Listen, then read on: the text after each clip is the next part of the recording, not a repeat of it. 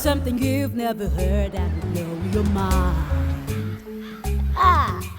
Once upon a time, I told you stories from Africa. Fun enough to make you laugh. Bright enough to light your day. Super lessons you learn from it, and it makes you go.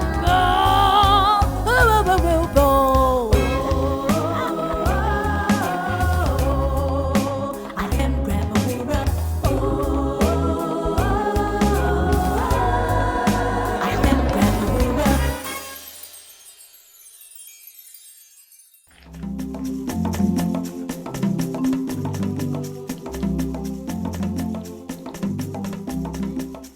Hello, children. Welcome to Grandma Wura's Story Heart, where my stories give you wings and fly you on an African adventure. This is Enitan, and today's story is centered on Anito when she was just 12 years old. While Anito was still in her mother's womb, her father had gone away on a journey with a man in a white suit who had come to the village and promised that he would take him to the city and make him very rich. Eniton's mother was not so happy about this decision because she felt very uncomfortable about it. But Eniton's father was very, very excited about it and went away with the man in the white suit anyway. Now, when Enitan was born, she lived most of her life with her mother and a very, very special person as well, her grandmother. Her grandmother was very good with herbs. She knew so much about plants, herbs, and how powerful they could be. And a lot of this she taught to Anito. Anito, on the other hand, also picked up interest in knowing more about the healing powers of plants and herbs from her grandmother. Anito has spent 12 years of her life without knowing her father. She asked questions about him, but her mother would rather not talk about him. Her grandmother, on the other hand, was broken-hearted that she had not seen her son for so many years.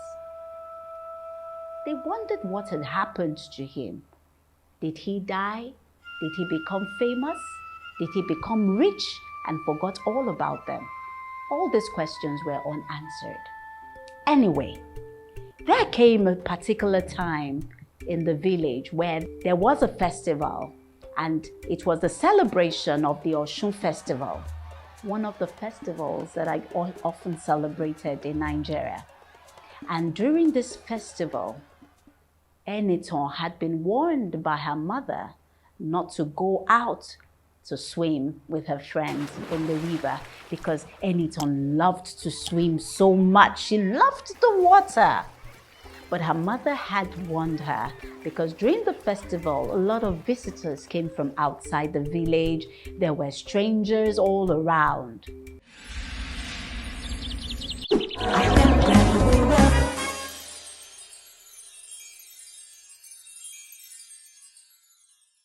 But that night, Enitan, as though the waters were calling out to her, while her mother was asleep, fast asleep, she tiptoed and went to the river to take a swim.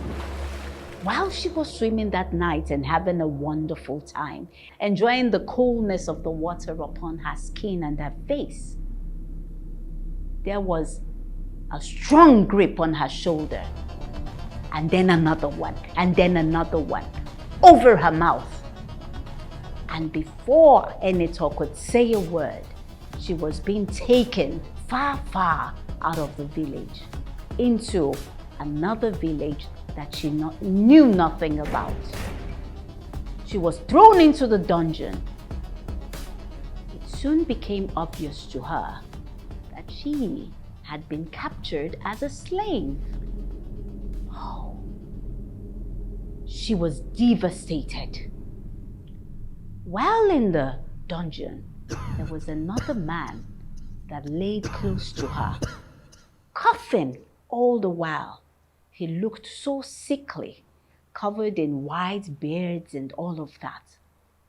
She tried to speak with him, but he said not a word to Anito. Another slave that had been there told her that he had become too useless to work, the reason he was kept in the dungeon. While trying to find much more information about this old man that she felt so sorry for, the gates of the dungeon opened once again, and Enitan was dragged out immediately.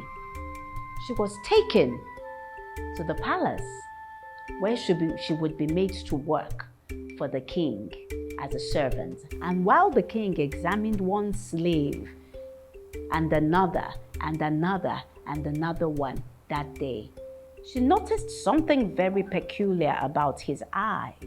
They looked sick as well. Something very, very peculiar to the man in the dungeon. Then she said to the king, Anito being her usually bold self, "Dear king, are you well? Your eyes look strange." The king was shocked.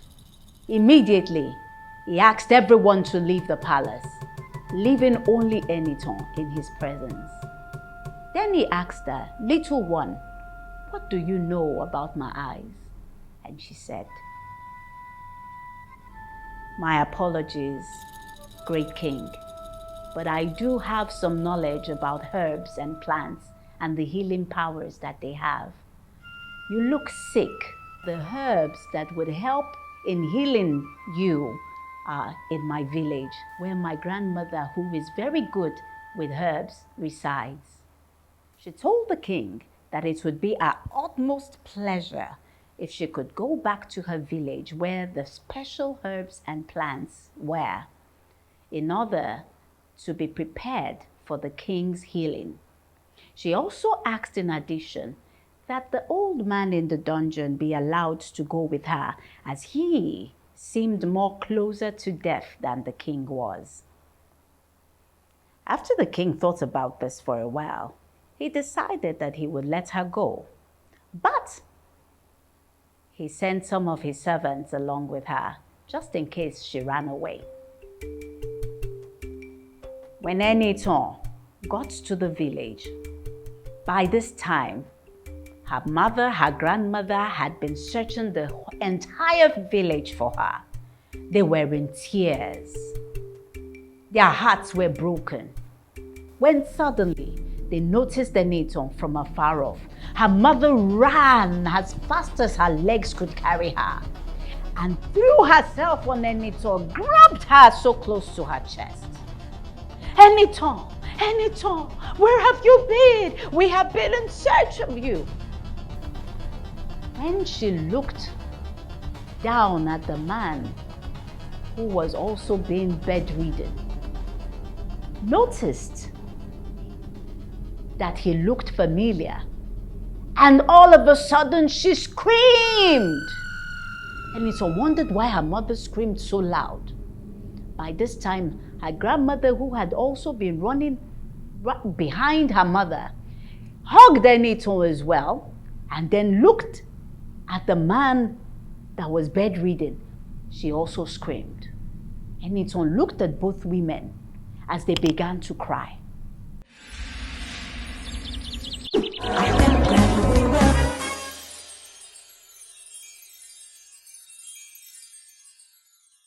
"Mommy," she called out to her mother, "why are you crying?"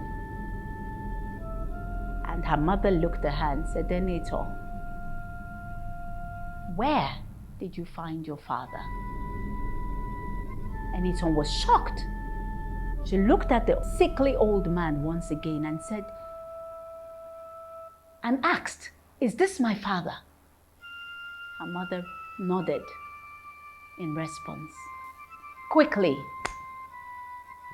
her grandmother, herself, her mother, began to prepare herbs in healing her father.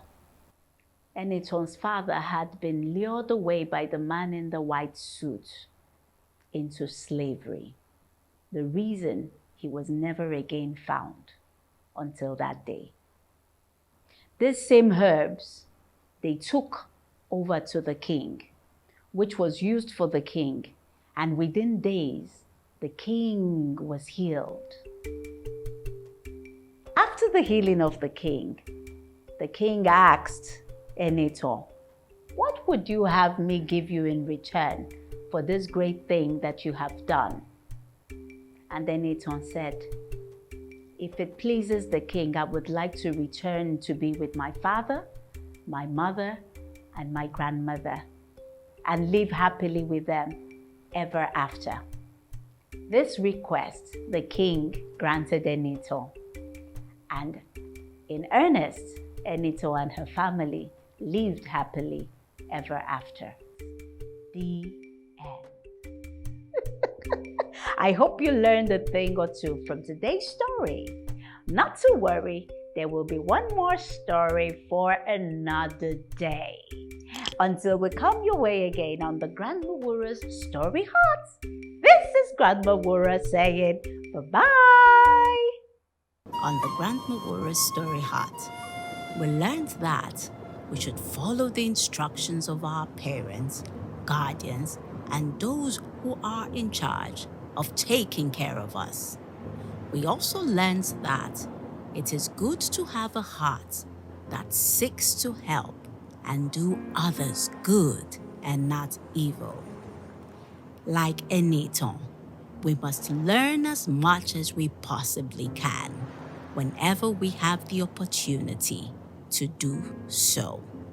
Discuss more of the other lessons you learned today with your parents or guardians.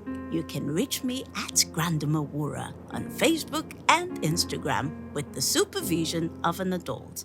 Also visit www.proudafricanroots.com to get your own copy of the Grandma Wura Story Hut ebook.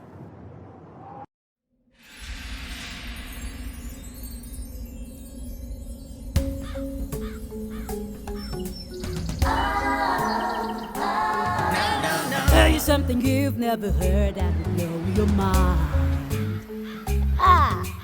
Once upon a time, I'll tell you stories from Africa. Fun enough to make you laugh. Bright enough to light your day. Super lessons you learn from it, and it makes you go.